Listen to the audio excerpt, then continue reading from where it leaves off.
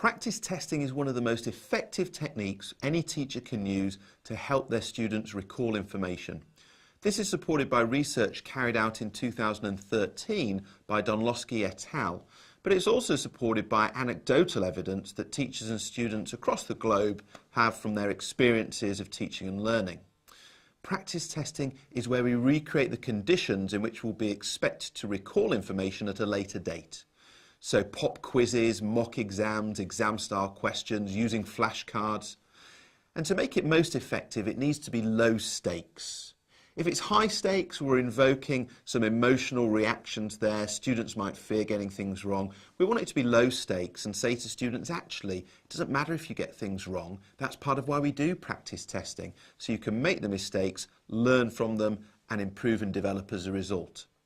So we use practice testing a lot in the primary classroom. Pop quizzes are a great example where we may be testing students on their spellings and all sorts of other settings as well.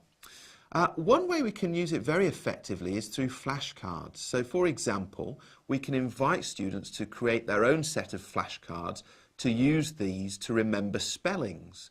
And it might be that they draw a picture on one side and then have the correct spelling on the other side. So they then test each other using these flashcards. Student A holds up a flashcard to student B, so student B can see the picture. Student B then has to do the spelling out loud, and student A checks it and then shares it with them.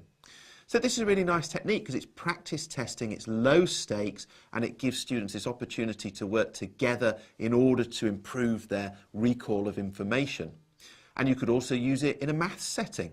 So just as you would have that verbal rehearsal of times tables, you could have some flashcards to supplement that as well.